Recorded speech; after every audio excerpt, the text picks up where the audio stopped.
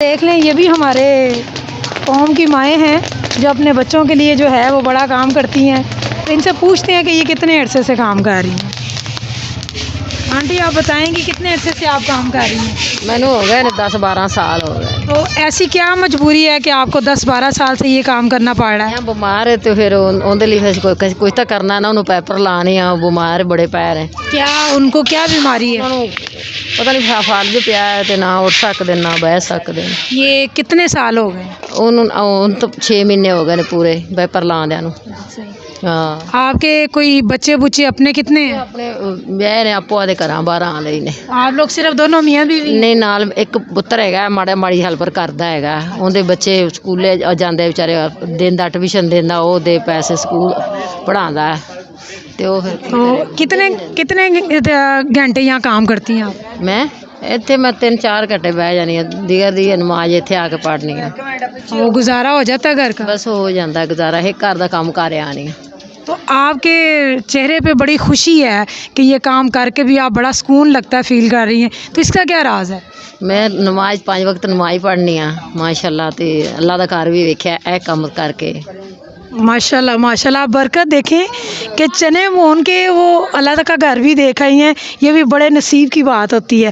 तो माँ जी, आप क्या कहना चाहेंगी कि जो औरतें जो हैं वो इधर उधर दर बर दर की ठोकरें खाती हैं और आप माशाल्लाह इतना सुकून महसूस कर रही हैं अपना काम करके, आप उन औरतों को क्या पैगाम देना चाहेंगी? ਕਿਹੜਾ ਮਰਜ਼ੀ ਦੇ ਦਿਓ, ਮੈਂ ਕੀ ਪਕਾਉਂ ਦੇ नहीं, ਸਕਦਾ। आपका दिल क्या करता है कि आप औरतों को क्या कहेंगी कि मेहनत करनी चाहिए? ਮੈਂ ਤਾਂ ਉਹਨਾਂ ਨੂੰ ਆਣੀ ਆ, ਮਿਹਨਤ ਕਰੋ, ਨਮਾਜ਼ ਪੜੋ, ਸਕੂਨ ਆਵੇ ਤੇ ਮਿਹਨਤ ਵਿੱਚ ਦੂਜੀ ਆ ਰੋਜ਼ੀ ਦੀ ਵਿੱਚ ਬਰਕਤ ਪਵੇ। बिल्कुल। ਹਾਂਜੀ, ਤੇ ਮੈਂ ਇਸੇ ਤਰ੍ਹਾਂ ਹੀ ਕਰਨੀ ਆ ਬਸ। उकताती नहीं है आपके मियाँ का? आप बता रही हैं पैम्पर लगाती हैं, संभालती, मुश्किल नहीं लगता? है ना, मुश्किल लगता, फिर अल्लाह ਨੂੰ ਤਾਂ ਰਾਜ਼ੀ ਕਰਨਾ ਹੈ ਨਾ। ਸਮਝਾਈ, ਅੱਲਾਹ ਤਾਂ ਸਿਲਾ ਦੇਵੇਗਾ ਨਾ ਮੈਨੂੰ। जी बिल्कुल। ਠੀਕ ਨਾ, ਉਹ ਵੱਡੇ ਸੀ, ਮੈਂ ਛੋਟੀ ਸੀ ਉਮਰ ਦੀ, ਤੇ ਮੇਰੇ ਮਾਪਿਆਂ ਨੇ ਸ਼ਾਦੀ ਕਰ ਦਿੱਤੀ ਤੇ ਫਿਰ ਨਿਭਾ ਕੇ ਵਿਖਾ ਦਿੱਤੀ। अच्छा, ਬੱਚੇ ਹੋ ਗਏ, ਧੀਆਂ ਹੋ ਗਈਆਂ, 5 ਧੀਆਂ ਉਹਨਾਂ ਨੇ ਵਿਆਹਿਆ ਹੈ माशाल्लाह ਤੇ 3 ਬੇਟੇ। माशाल्लाह। 3 ਬੇਟੇ, ਉਹ ਇੱਕ ਤਾਂ 2 ਤਾਂ ਪੁੱਛਦੇ ਵੀ नहीं ਨੇ ਨਾ ਬਾਪ ਨੂੰ।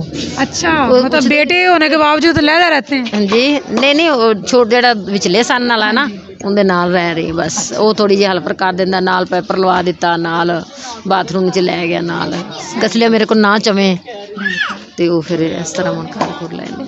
एक मैं वही आपको बार बार कहूँगी कि आपके चेहरे पे ना खुशी है कि आप बिल्कुल मायूस नहीं है कि अपना काम कर रही हैं, तो ये बड़ी अजीब बात है। जी जी, और करना तो है, मेहनत करके खाना ही तो है, ढिड तो पालना है ना।